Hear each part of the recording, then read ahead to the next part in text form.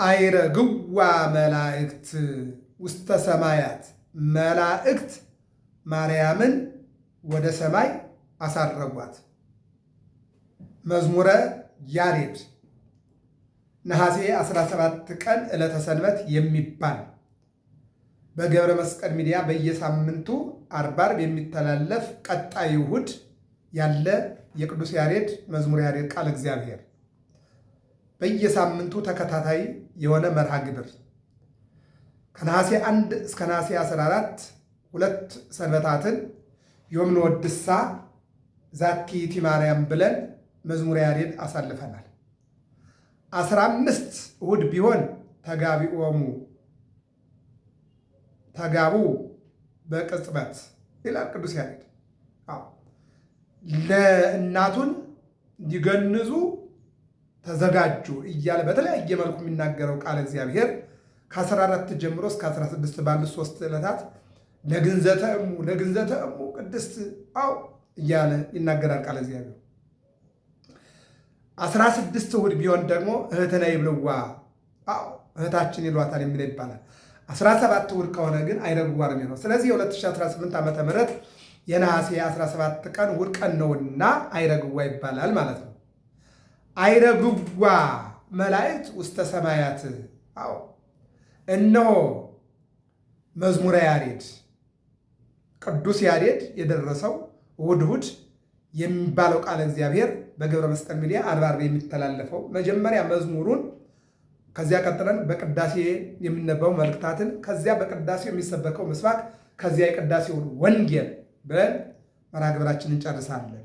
መጀመሪያ እንደሚታወቀው የምንለው ዘሩን ነው። አይረግዋ መላእክት ውስተ ሰማያት ጥምት በቃላ ወሰናይት በምግባራ አይረግዋ መላእክት ውስተ ሰማያት ወትባርክ ነቢያተ ወሐዋርያተ አይረግዋ መላእክት ውስተ ሰማያት ወትባርክ ጻድቃነ ወሰማይተ በየትባርክ ነገሥተ ወነጋሥያተ አይረግዋ መላእክት ውስተ ሰማያት ይላል ቅዱስ ያሬድ። ይሄ ነው ዘሩ እንግዲህ አይረግዋ መላእክት ውስተ ሰማያት ጥምት በቃላ ወሰናይት በምግባራ አይረግዋ መላእክት ወትባርክ ነቢያተ ወሐዋርያተ ወትባርክ ጻድቃነ ወሰማይተ በየትባርክ ነገሥተ ወነጋሥያተ አይረግዋ መላእክት በስብሐት ውስተ ሰማያት። ድጓው ይሄ ነው እንግዲህ።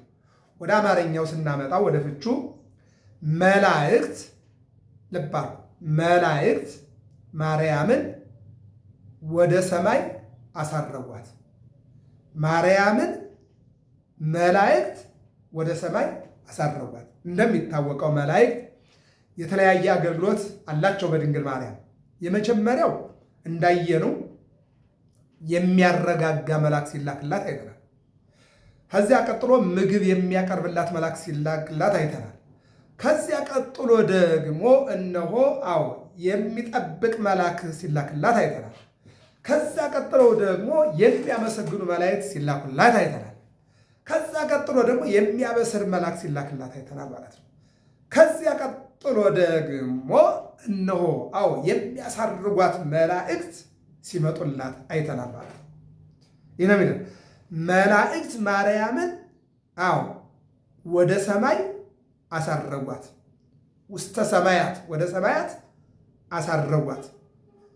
ማርያምን መላእክት ወደ ሰማያት አሳረጓት። መላእክት ማርያምን አሳረጓት ይላል።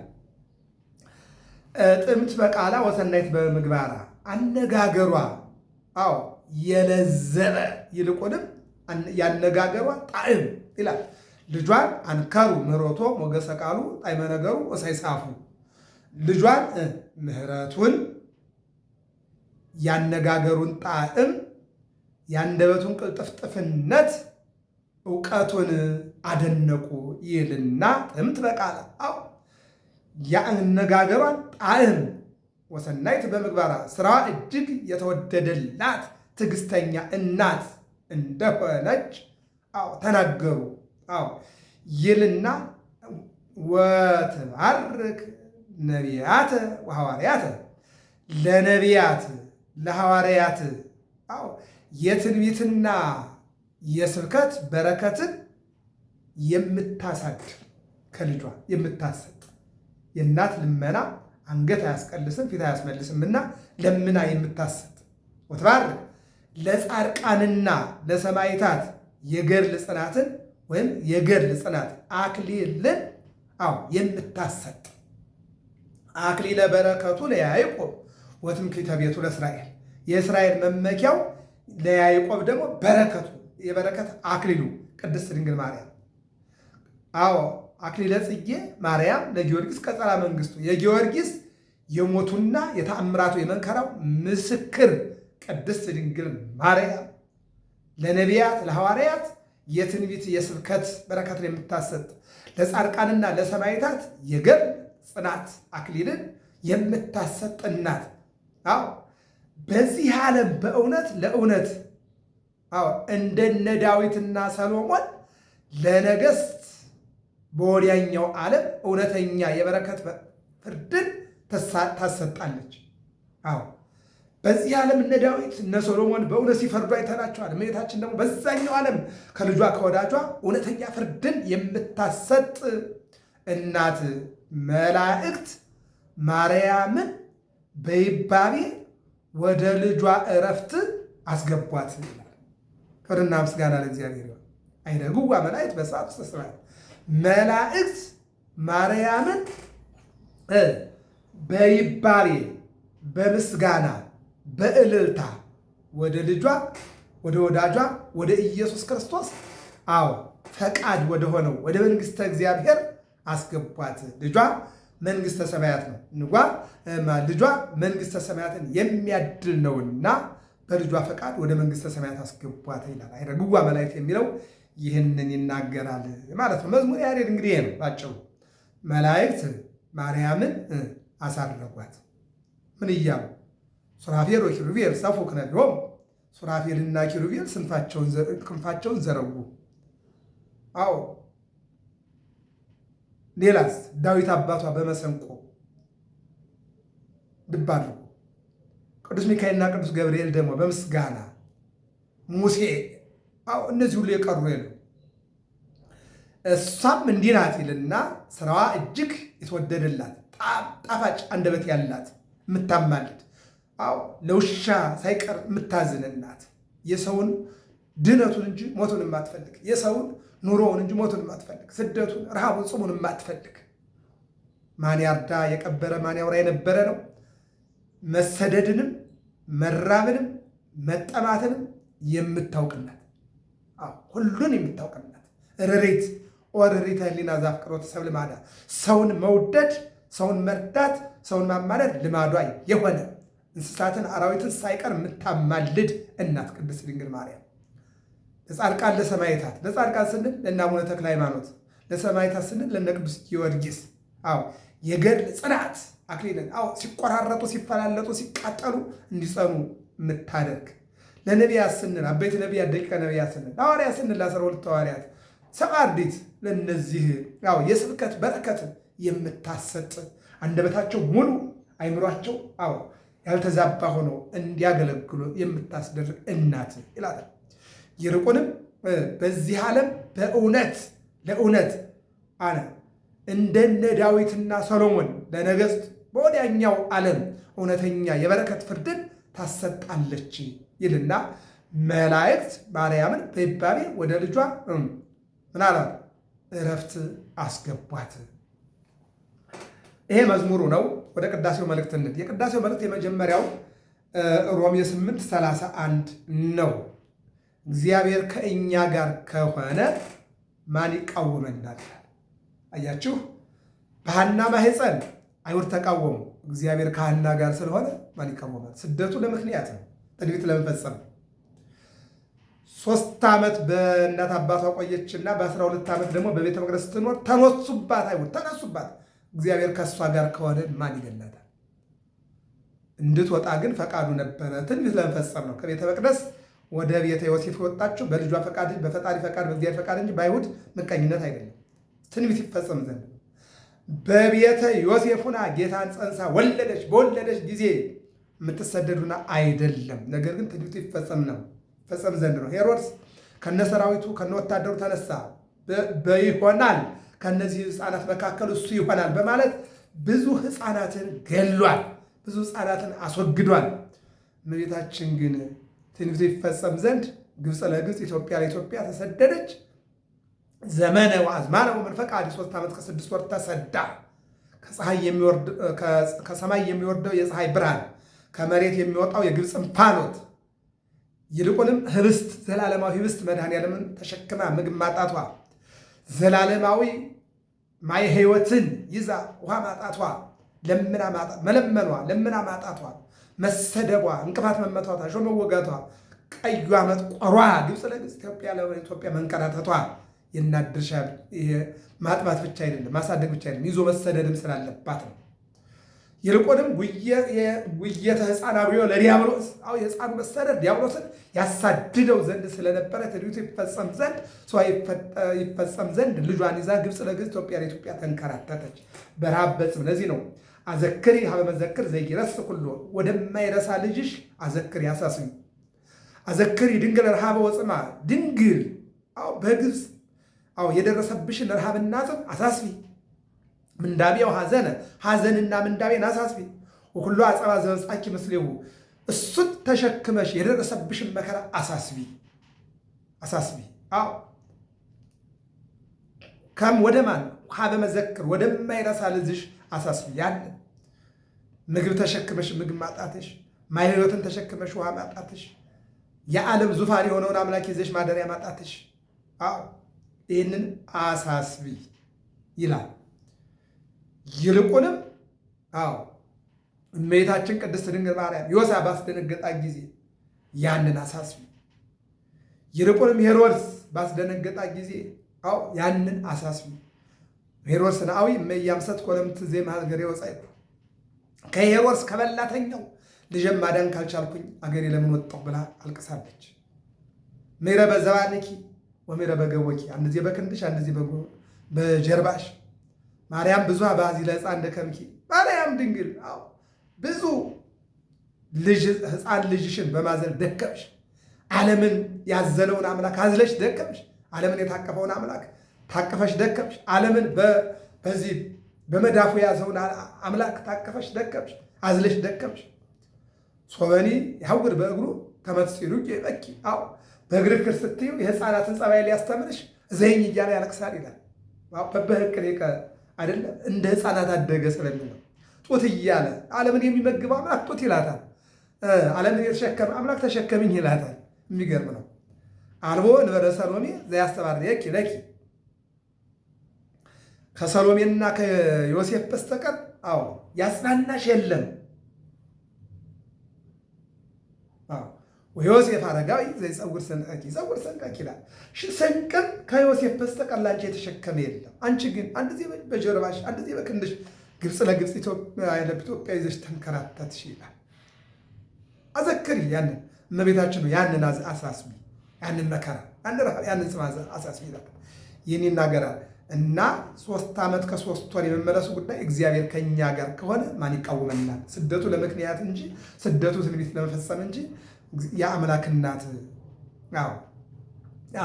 ማን ይገላታል? የአምላክን እናት ማን ያሳድዳታል? ትንቢት ለመፈጸም አንዱ ይሄ ነው። ሁለተኛ ዮሐንስ ምዕራፍ 1 ላይ ምን ይለናል? ከልጆችሽ በእውነት የሚሄዱ እለይሃውሩ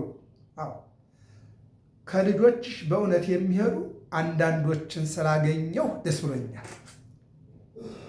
ብዙዎቹ ኃጢአት ቢሰሩም በኃጢአት ቢጓዙ ከልጆችሽ ግን እውነተኛ ልጆች ትንሽ ስላገኘ ከልጆችሽ እለይሃውር በትእዛዝኪ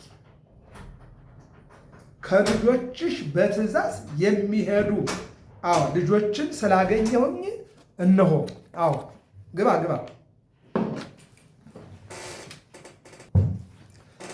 በትእዛዝሽ የሚሄዱ ከልጆችሽ መካከል አግኝቻለሁኝ። በምንሽ? በትእዛዝሽ እለይሃውሩ በትእዛዝኪ ይልቁንም የልጅሽን የወዳጅሽን የኢየሱስ ክርስቶስን ሕግ የሚጠብቁ ትእዛዙን የሚያከብሩ ከልጆችሽ መካከል አግኝቻለሁ ይላል። አገር ወላድ ናት። ሕዝብን ታኖራለች። ሁሉም ሕዝብ መልካም አይደለም፣ ሁሉም መጥፎ አይደለም። ቤተ ክርስቲያን ብዙ አገልጋዮች አሏት። ሁሉም መልካሞች አይደሉም፣ ሁሉም መጥፎች አይደሉም። እነሆ ሁሉም መጥፎ ቢሆን ማን ይኖራል? ሁሉም ደግ ቢሆን ክፉ አልነበረም። ነገር ግን ዓለም እስከሚፈጸም ድረስ በሰይጣን በኩል ያሉ ክፉዎች፣ በመንፈስ ቅዱስ በኩል ያሉ ደግሞ በጎቹ ነው። ስንዴውና እንክርዳዱ እስከ ዓለም ፍጻሜ አብሮ ይኖር ዘንድ በማቴዎስ ወንጌል ምዕራፍ 13 ጌታችን መድኃኒታችን ኢየሱስ ክርስቶስ ለሐዋርያት ነግሯቸዋል። ይህን ነው የሚናገረው። ከልጆችሽ መካከል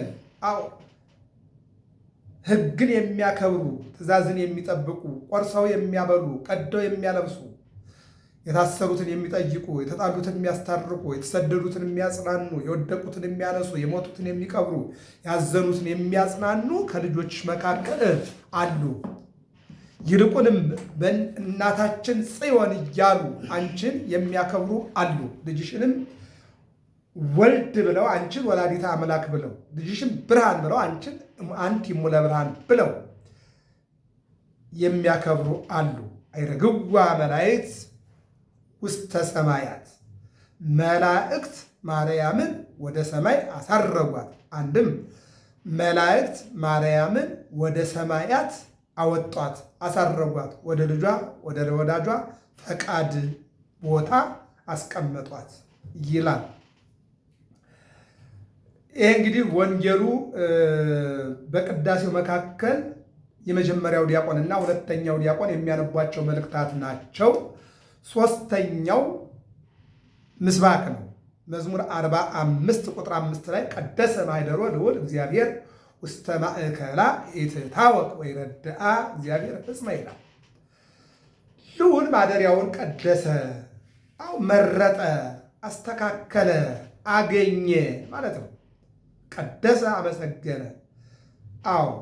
ምንድነው ያለው አባ ጊዮርጊስ ዘጋስጫ በሰዓታቱም አባ ሕርያቆስ በቅዳሴውም ቅዱስ ያሬድ በድጓውም እንዲህ ብለዋል። እግዚአብሔር ነጸረ ኩሎ ዓለመ ወይረከበ ዘከማኪ እመ ብሏል አባ ጽጌ ድንግልም በማኅሌተ ጽጌ። በአጭር ሲገለጥ እግዚአብሔር ከሰማይ ሆኖ ወደ ምድር ተመለከተ። አንቺን ቅዱስ አባ ሕርያቆስ እንደውም አሻተተ፣ መረመረ፣ ፈለገ ነው የሚለው። አንቺን ለእናትነት አገኘ፣ መረጠ። መዝሙር 131:15 ላይ እስመ ሐረያ እግዚአብሔር ለጽዮን አደራ ከመ ትኩኖ ማኅደሮ ዛቲ ይእቲ ምዕራፌ የላለም ለዘላለም ማረፊያዬ ትሁን ብሎ አንድም ጽዮንን እግዚአብሔር መርጧታል። ጽዮን ኢየሩሳሌም፣ ጽዮን ታቦተ ጽዮን፣ ጽዮን ድንግል ማርያም የአምላክ እናት መርጧታል። ለዘላለም ማረፊያዬ ለዘላለም ማደሪያዬ ትሁን ብሏል። ቀደሰ ማኅደሮ ልዑል እግዚአብሔር አምላክ ማደሪያውን ቀደሰ። መንፈስ ቅዱስ አቀባ እምከርሰማ በእናቷ በሐና ማኅፀን ከጥንተ አብሶ ከመከራ ከኃጢአት እነሆ ጠበቃት። ጠበቃት።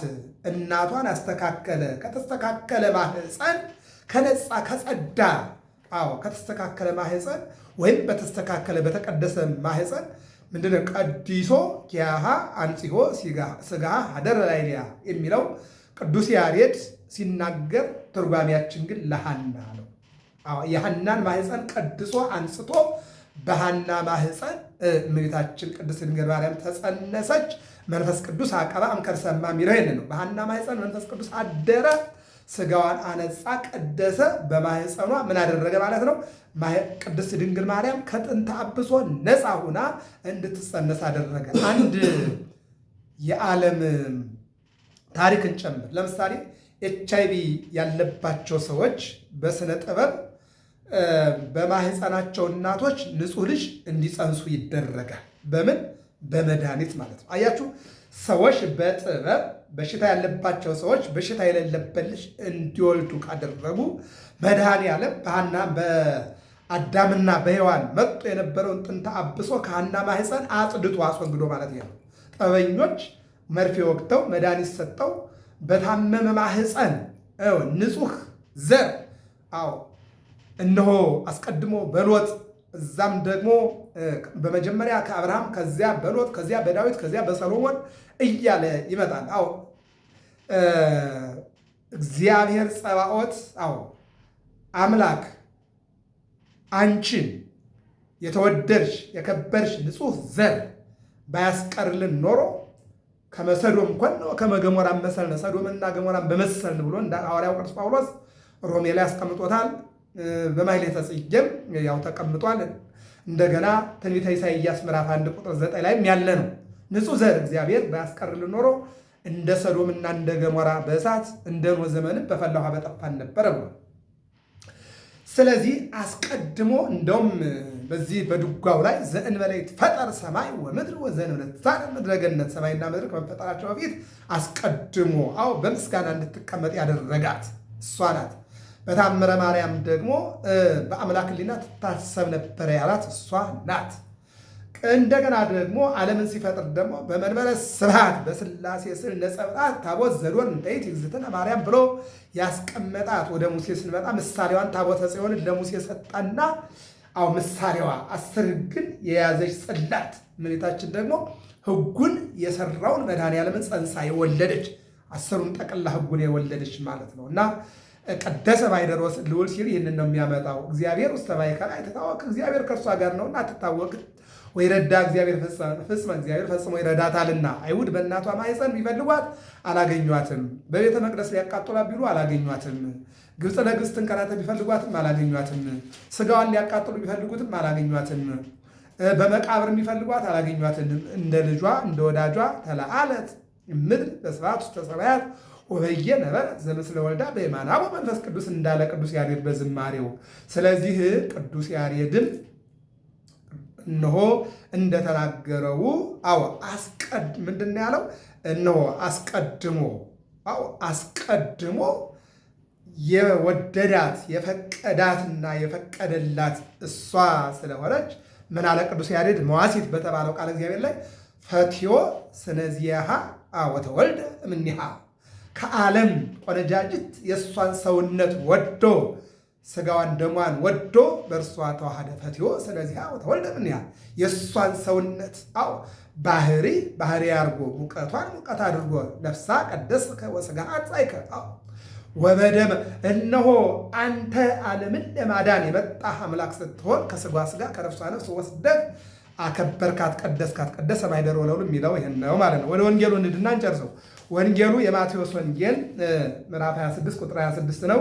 ወንዘ ይበሉ ነሣ ኅብስተ ሲበሉም ኢየሱስ እንጀራውን አንስቶ ባረከ፣ ቆርሶም ለደቀ መዛሙርቱ ሰጠና እንካችሁ ብሉ፣ ይህን ሥጋዬ ነው አለ ይለናል። ይህ እንግዲህ ረፈቀ ምስሌሆሙ በድራት ዘዲበ ኪሩቤል ይነብር በዕለተ ሐሙስ በሕማማት ውስጥ ማለት ነው። መጋቢት 26 ቀን ሐዋርያትን ጠራና ሰበሰባቸው። 12ቱንም ይሁዳንም አልለየውም። አይሁድ በ25 ምክረ አይሁድ ተብሏል። እሱ በምን እንስቀለው በምን እንግደለው ብለው ሰቅለው ቸንክረው ሊገሉ ተዋውለው ጨርሰዋል። ለይሁዳም 30 ብር ያው ሊሰጡት ተነጋግረዋል። በዚህ መካከል ላይ በምሴተ ሐሙስ ሐዋርያትን ያዘና ረፈቀ ምስሌሆሙ ከእነርሱ ጋር ተቀመጠ። ዘዲበ ኪሩቤል ይነብር በኪሩቤል ጀርባ የሚቀመጠው አንድም በማኅፀነ ድንግል ማርያም 9 ወር ከ5 ቀን የተቀመጠው ከሐዋርያት ጋር ቁጭ አለ። ሐፀበ እግረ አርዳዩ ተንበረከከና የሐዋርያትን እግር አጠበ። ከጴጥሮስ ጀመረ በይሁዳ ጨረሰ። በይሁዳ ጀመረ በጴጥሮስ ጨረሰ። ትርጓሜ ነው። በጴጥሮስ ጀመረ ብንል ትልቅ ስለሆነ ነው። በይሁዳ ጀመረ ብንል ስለሚክደው አጥብቆ አስቀድሞ ሊያስጠነቅቀው ነው። አሁን በአጭሩ 12ቱን ሐዋርያት ለማጠብ በተዘጋጀ ጊዜ በጴጥሮስ ጀመረ። ጴጥሮስን ልጠብ ሲለው አታጥበኝም፣ እኔ አንተ ልጠብህ እንጂ አለው። እኔ ካላጠብኩህ ሕይወት የለህም ማለት ነው። እዚህ ላይ መተርጉማን የልጅነት ጥምቀት የተገኘው ለሐዋርያት በዚህ ቀን ነው። በጸሎተ ሐሙስ ነው ጥምቀትን ያገኙት ማለት ነው። ምክንያቱም ዛሬ ወንዶች በ40 ቀን ሴቶች በ80 ቀን ይጠመቃሉ፣ ሜሮን ይቀባሉ፣ ገብተው ሥጋ ወደሙ ይቀበላሉ። ይህ ነው ስርዓቱ ማለት ነው። ምን አደረገ? እነሆ አጠባቸው። ካጠባቸው በኋላ ነገ የሚቆረሰው ሥጋዬ ነገ የሚፈሰው ደሜ ይህ ነው አለና አማናዊ አድርጎ አመጥቶ ለ12ቱም ሰጣቸው። አያችሁ፣ ሲበሉም ኢየሱስ እንጀራውን አንስቶ ባረከ፣ ቆርሶም ለደቀ መዛሙርቱ ሰጠና እንካችሁ ብሉ፣ ይህ ሥጋዬ ነው አለ። ጽዋዋንም አንስቶ አመስግኖም ሰጣቸው፣ እንዲህም አለ፣ ሁላችሁም ከእርሱ ጠጡ፣ ስለ ብዙዎች ለኃጢአት ይቅርታ የሚፈስ የአዲስ ኪዳን ደሜ ይህ ነው። አየው ያኛው ተሽሯል አለ። ከ26 ከመጋቢት 26 ቀን ጀምሮ የጊደሩ የዋኖሱ የጥጃው የበጉ መስዋዕት ተሽሯል አለ። የተሻረ ይሄ ነው እንጂ ሕግ አልተሻረም። የመጻይኩ ሳሮሙ ለኦሪት ወለነቢያት አላ ከመፈጽሞሙ ኦሪትና ነቢያትን ልፈጽማቸው እንጂ ልሽራቸው አልመጣሁም። ይልቁንም ማቴዎስ 5 ላይ እምትደቅ ሀቲ ቃል ኦሪት ወነቢያት ከዚች አንዲት ቃል ከምትወድቅ ከምትሻል ሰማይና ምድር ቢያልፍ ይሻላል ብሏል። እንደውም ደግሞ ማቴዎስ ላይ ምንድን ያለው 5 ላይ ከሕግ አንዷ ታንሳለች። ልብ አድርጉ፣ ከ10 አንዱ ያንሳል ብሎ የሚናገር ማለት ነው። ከሕግ አንዷ ታንሳለች ብሎ የሚናገር ቢኖር እሱ በመንግስተ ሰማያት ከሁሉ ታናሽ ነው ይላል አለ። ስለዚህ በኢትዮጵያ ኦርቶዶክስ ተዋሕዶ ቤተክርስቲያን የተሻሩ የማይጠቅሙ የማይረቡ የገደለ ግደል ደም እይነጽ ደም እንበለ ደም የታሰበ በማይ ደምን በውሃ ብታጠው አይጠራም፣ ደም በደም ነው እንጂ የገደለ ይገደል የሰቀለ ይሰቀል የሚለውን ያንን ነው የሻረው። እንደገና ደግሞ ምንድነው ያሰበ የሚለውን ያየ የተመለከተ ያሰበ ማለት ለምሳሌ ዝሙት እንመልከት። ዝሙት በመመኘት በማሰብ አይደለም እዚህ ጋር እንዳስቀመጠው ማለት ነው። ያየ የተመለከተ የተመኛ መመኘት ግድ ይላል። ማየት ብቻ ኃጢአት። ማየት ስለተፈጥሮ አይከለከልም። ማናገር ስለተፈጥሮ አይከለከልም። ማየት መመኘት ነው ሲመጣ ነው ኃጢአት የሚሆነው ማለት ነው። ስለዚህ እነሆ በሕግ ላይ የተወገዱት እንዲህ አይነት ሕጎች ናቸው። አሁን ከዚህ ላይ ግን መስዋዕቱን ግን 5500 ዘመን እንደውም አጥምቀኝ በማይ ከመይት ቀደስ ማይ በማይ ተመሰማይ እያለ እኮ ለዚህ እኮ ነው አጥምቀኝ። በቃ ይሄ የረከሰው ዓለም በሰማያዊ ማኅተም ፈቃድ ማለት ነው እንዲቀደስ ነው ያለው ዮሐንስ መጥምቅን ማለት ነው። ስለዚህ ስለ ብዙዎች ለኃጢአት ይቅርታ የሚፈስ የአዲስ ኪዳን ደሜ ይህ ነው። ነገር ግን እላችኋለሁ በአባቴ መንግሥት ከእናንተ ጋር ከዚህ ከወይን ፍሬ አዲሱን እስከምጠጣበት እስከዚያ ቀን ድረስ ከዛሬ ጀምሬ አልጠጣም አላቸው። ለእነሱ ግን ዓርብ የሚቆረሰውን ሥጋ ሐሙስ አማናዊ አድርጎ አመጣና እነሆ ሥጋዬ ይሄ ነው፣ ደሜ ይሄ ነው፣ ጠጡ። ይህን ስትበሉ ዮሐንስ 6:56 ከእኔ ጋር ትኖራላችሁ፣ እኔ ከእናንተ ጋር እኖራለሁ እንድፈቅድላችሁ ማቴዎስ 7:7 ጎድጉዱ ወይትርሐው ለክሙ አንኳኩ በንስሐ ይከፈትላችኋል፣ ሰአሉ ወይትወሀበክሙ ለምኑ እነሆ ይሰጣችኋል። አንኳኩቶ ያልተከፈተለት ለምኑ ያልተሰጠው ማን አለ ብሎ ይህን ተናግሯል። ግን ዮሐንስ ወንጌላዊ ያንኳኳ የለም የከፈተም የለም፣ ነገር ግን እኔ ወደ ልጆች መጥቼ አንኳኳለሁ ብሎ አላለና ዮሐንስ ራእይ ምዕራፍ 3 ላይ እነሆ በደጅ ቆሜ አንኳኳለሁ፣ የሚከፍትልኝ ቢኖር ወደ እሱ እገባለሁ፣ እሱ ከኔ ጋር ይበላል፣ እኔም ከእሱ ጋር እበላለሁ አለ። አሁን የማቴዎስ ወንጌል ምዕራፍ 26 አይረግዋ መላእክት ጋር ያገናኘው ምንድን ነው የሚለውን ምስጢር እንናገርና እንጨርስ። አይረግዋ መላእክት አለ። አይረግዋ ብሎ መዝሙሩን ቅዱስ ያሬድ ምን አለ? እነሆ ሮሜ 8ን ዮሐንስ 2ን አመጣ መልእክታት ቀደሰ ማኅደረ ልዑልም ምስባክ አመጣ። ማቴዎስ 26ን እንደገና ደግሞ ቁጥር 26 እነሆ ህብስቱን እንዳደላቸው እንደሰጣቸው ይህም ለዘላለም እንደሆነ ዜኑ ሞተከ ወትንሣኤከ ቅድስተ ናምን ዕርገተከ ይህንን እስከ ዘላለም ድረስ ይህን ስትበሉ ከኔ ጋር እኔ ከእናንተ ጋር እንደምንወር ብሎ ይህን ቃል ኪዳን ሰጣቸው፣ ይህን ክብር ሰጣቸው፣ ይህን ጸጋ ሰጣቸው። ታዲያ ምንድን ነው ግንኙነቱ ከተባለ ቅዱስ ያሬድን መጠየቅ ነው። ቅዱስ ያሬድ ምንድን ነው? ወበውእቱ ሥጋ ተሳተፍነ ምስለ ወልድከ ወኮነ አሐደ ሥጋ። ከድንግል ማርያም በነሳው ሥጋ ሰው አምላክ ሆኗል፣ አምላክ ሰው ሆኗል። መስቀል ላይ ይዞት የወጣው ከማን የወሰደው ሥጋ ነው? ከድንግል ማርያም የወሰደው ሥጋ ነው። እንኩ ነገ ይቆረሳል፣ ነገ ይፈሳል ደሜ፣ ነገ ይቆረሳል ሥጋዬ ብሉት ያላቸው ይማን ነው?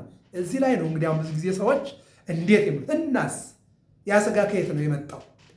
ቅዱስ ጳውሎስን ጠይቁት። ምንድን ነው ያለው? ዕብራውያን 2 ላይ ማለት ነው። ይነሶ ለዘነሶ ከመላእክት አይደለም ከእንስሳትም አይደለም የአብርሃምን ሥጋ ነሳ እኮ ነው የሚለው እንዴ። ዘፍጥረት ምዕራፍ 1 ቁጥር 26 ላይ ምንድን ሰውን በአርአያችን እንደ ምሳሌያችን እንፍጠር አለ። በአምሳሉ የፈጠረውን ሰው እንደገና ቅዱስ ገብርኤል ደግሞ እንምጣ ወደሱ ምን አለ? እነሆ መንፈስ ቅዱስ ወደ አንቺ ይመጣል አለ። ከሥጋሽ ይከፍላል ከደምሽም ይከፍላል። በተከፈለው ስጋና በተከፈለው ደም መለኮት ቃል ማለት ነው። ያ ቃል ቀድሞ ነበረ፣ ቃሉም በእግዚአብሔር ዘንድ ነበረ፣ ቃሉም እግዚአብሔር ነበረ። ቁጥር 10 ላይ ቃል ስጋ ሆነ አለ። ያ ቃል ስጋ ይሆናል። ምን? ከስጋሽ ስጋ ከነፍስሽ ነፍስ መጥቶ ይዋሃዳል። በሙሉ ሰውነትሽ አይደለም። እንደ ካቶሊኮች በሙሉ ሰውነቷ ስለሆነ አምላክ ይሏታል። እንደዛ አይደለም። በኢትዮጵያ ኦርቶዶክስ ተዋሕዶ ቤተክርስቲያን የተከፈለ ስጋና ደም ነው። ሙሉን ተዋህደ ካልንማ አምላክ ሆነች ፈጣሪ ሆነች ነው ምንለው። እንደዚህ አይደለም። የኛ ስብከት የኢትዮጵያ ኦርቶዶክስ ተዋሕዶ ቤተክርስቲያን የምታስተምረው ቅዱስ ገብርኤልን ዋቢ አድርጋ ነው። መንፈስ ቅዱስ ወደ አንቺ ይመጣል፣ የልዑል ኃይል ይጋርድሻል። መንፈስ ቅዱስ አስቀድሞ በእናትሽ ማኅፀን ጠብቆሻል። እንዲሁም 15 ዓመት ሙሉ በቤተ መቅደስም በእናት አባትሽም በቤተ ዮሴፍ ጠብቆሻል። አሁን ስጋሽን ሊከፍል ይመጣል፣ ደምሽን ይከፍላል። መለኮት ቃል በቅዱስ ገብርኤል ተናጋሪነት እነሆ ይህንን ምን አለ? ጸዋሪ ዜና ገብርኤል ይላል። ያንን ዜና ይዞ መጣ። የነቢያት ትንቢት ተፈሥሒ ኦ ማርያም ትንቢቶሙ ለነቢያት፣ የነቢያት ትንቢት ማርያም ደስ ይበለሽ አዎ ብሎ በሚላት ጊዜ አልቦ ሲሶ በእዝና ኩሎ ዘልሃኮ ነገራ 15 የቃል ነቢያት 16 የጽሑፍ ነቢያት ትንቢት የተናገሩት ፈጣሪ አምላክ ይወለዳል፣ ድንግሏ ትወልደዋለች የተባለው በሙሉ የብሉይ ኪዳን የ5500 ዘመን ዜና ስብስብ አድርጌ ይዤ መጥቻለሁ። አድምጪ አላት። ጸጋን የተመላሽ ደስ ይበልሽ፣ ልዑል እግዚአብሔር ከአንቺ ጋር ነውና ከሴቶች ተለይተሽ የተባረክሽ ነሽ፣ የማኅፀንሽ ፍሬ ቡሩክ ነው፣ አምላክን ትወልጃለሽ አላት። አዎ ይህን ሲላት መንፈስ ቅዱስ ስጋሽን ይከፍላል፣ ደምሽን ይከፍላል፣ ቃል መጥቶ ከአንቺ ጋር ይዋሃዳል አላት። ይሁንልኝ አለችው። አብ ለአጽንኦ ልባል መንፈስ ቅዱስ ለአንጽሖ ወልድ በተለየ አካሉ በማኅፀነ ድንግል ማርያም አደረ። ከስጋዋ ስጋ ከነፍሷ ነፍስ ወሰደ። ልባል ያንን ሰውነት ይዞ ግብፅ ለግብፅ ኢትዮጵያ ለኢትዮጵያ በሕግ ሊቀ በየጥቂቱ አደገ። ሁለት አይነት ሕጎች ፈጸመ። ሕግ መጽሐፋዊ ግዝረትን የአብርሃምን በ40 ቀን ቤተ መቅደስ መግባትን የሙሴን ፈጸመ። እንደገና እነሆ ሕግ ጸባያዊ እንዘይት የዘዝ ለአዝማዲሁ እንተ ይቲሙ ለወገኖቹ እየታዘዘ አደገ ይልና በ30 ዓመቱ ተጠመቀ። ልባሉ በቀራንዮ ላይ ወጣና ያ ስጋው በሚስማር ተቸነከረ፣ በጦር ተወጋ። እነሆ ወምጣጤ ጠጣ። እዛ በሰማይና በምድር መካከል በቀራንዮ ላይ የተቆረሰው ስጋ የማን ነው? ከድንግል ማርያም የወሰደው ስጋ አይደለም። እሺ ወደ መቃብር ወረደ። ይዞት የተነሳው የማንን ነው? ከድንግል ማርያም የወሰደውን ስጋ ነው። ለዚህ ነው 11 ጊዜ ከትንሣኤ በኋላ ሲታያቸው 3 ጊዜ በመግቦት ታይቷቸዋል። አንደኛው ኒቆዲሞስንና ሉቃስን ከኢየሩሳሌም ወደ ኤማሁስ ሲወርዱ ተስፋ መቁረጣቸውንና መጠውለጋቸውን ነቅፎ ወደ ቤታቸው ገብቶ ማዕዳቸውን ባርኮ ዓይናቸውን ገልጦ ጌታ ተነስቷል በእውነት ብለው እንዲመሰክሩ አደረጋቸው። ሁለተኛ 11 ሐዋርያት በዝግ ቤት ባሉበት 70 አርድእትም ቅዱሳት አንስቱም ባሉበት ቤት ተገኝቶ የሚበላ የላችሁም ወይ ብሎ ቀጥታ ምታት እንዳይደለ መነሳቱን በስጋ ማርያም ማለት ነው ተገልጦ የሚበላ የላችሁም ወይ አለና ከአሳውም ከማር ወለላም ሰጡት። በፊታቸው በላ። አሁን ምታት አይደለ በእውነት እንደተነሳ አሳያቸው። ሶስተኛ በዮሐንስ ወንጌል ምዕራፍ 21 ላይ ወደ ጥብርያዶስ ወርደው ሌሊቱን ሙሉ አጥምደው አሳ ለመያዝ መረባቸውን ቢጡ አላገኙም። ጧት መጣና የሚበላ የላችሁም ወይ አላቸው። የለንም አሉት። ሌሊቱ ሰራይነ ኩላ ሌሊተ ወይረከብነ ሌሊቱን ሙሉ ስንሰራ አደርን፣ ያገኘው የለም አሉት። በመርከቡ በግራ በኩል መረባቸውን ጣሉ አላቸው። ወበቃል ከሰና ወርድ አለ ቅዱስ ጴጥሮስ፣ እኛ አላገኘንም፣ በአንተ ቃል ግን አንድም በአንተ ፈቃድ እንጥላለን አለና በቀኝ በኩል ሲጥረው 153 ዓሣ አገኙ። ልባ አሁን ዓሣውን እየጎተቱ ሲጓዙ ዮሐንስ ለጴጥሮስ እንዲህ አለ፣ ጌታ እኮ ነው አለው። ይህን ያደረገ ባዶነታችን በሙላት ራቁትነታችን በልብስ የሸፈነ ጌታ እኮ ነው አለው። እነሆ ከውሃው ወጥተው እንደውም ይላል ከዓሣው ብዛት የተነሳ መረቡ አልተቀደደም ይላል። ወደ ዳር ይዘው ሲወጡ ገና እሳት አንድደን ገና ጠብሰን እንሰጠዋለን ብለው ሲጨነቁ፣ ሐዋርያት የሚጎትቱት ዓሣ ገና ያልተጠበሰ ነው። በመላእክት የተጠበሰ ዓሣና የማር ወለላ አገኙ። እነሱ ካወጡትም ለበረከት መላእክት ካቀረቡትም ከዚህ ቀደም ለልማዱ 6ቱ ተቀምጠው 6ቱ ቆመው እያዩት ምግብ ይባርክላቸው ነበረ። በዚያን ጊዜ ግን ምታት እንዳይደለ እያዩት 11ዱም ቆመው እነሆ ዓሣውንም ማሩንም በላላቸው። ይህንን ቅዱስ ሲኖዶስ ብለው ርክበ ካህናት ዛሬ በየዓመቱ በቅዱስ ፓትርያርኩ ስብሰባ የሚሰበሰብበት ርክበተ ካህናት የተባለው ይሄ ነው ማለት ነው። ስለዚህ አይረግዋ ከማቴዎስ ወንጌል ምዕራፍ 26 ጋር ያገናኘው ያረገው የድንግል ማርያም ስጋ ነው። ጌታችንም መስቀል ላይ ይዞት የወጣው የእሷን ስጋ ነው የሚለውን ለማመልከት ነው። አይረግዋ መላእክት ውስተ ሰማያት፣ መላእክት ማርያምን ወደ ሰማያት አሳረጓት። ማርያምን መላእክት አሳረጓት። ገብረ መስቀል ሚዲያ ነው። ሰብስክራይብ፣ ላይክ፣ ሸር አድርጉ። ያው እንግዲህ ከ1 እስከ 14 ዮም ንወድሳና ዛቲቲ 2 መዝሙሮችን ብለን አልፈናል። በዚህ ውስጥ በእርግጥ ብዙ ለመኮነ መዝሙሮች አሉ በየዓመቱ። ነገር ግን ዘንድሮ የተባሉት እነዚህ ናቸው። በቤተልሔም እንደገና ደግሞ በላይ ቤት ወይ ብሉ ብለዋል። በአንዳንድ ቦታ ላይ በ3 ማለት ነው። በሌላ በኩል ግን ያው ዮም ንወድሳና ዛቲት ናመረ። በ15 ደግሞ ተጋቤዎሙ ነው። በ16 እህትነ ናት። በ17 እስከ 19 ያለው አይረግዋ ይላሉ። 19ን ግን ንኢ ይላሉ። 21ን ደግሞ ይዌድስዋ ብለው ሊቃውንት እንደየቤቱ ነው እንግዲህ ይናገራሉ ማለት ነው። በዚህ በገብረ መስቀል ሚዲያ የግል ነውና በዚህ ሚዲያ ይዘነው በመጣ ነው። አሁን 2018 ዓ.ም ነሐሴ 17 ቀን የሚሆነው እሁድ ስለሆነ አይረግዋ ይባላል ማለት ነው። ይህን ተከታተሉ።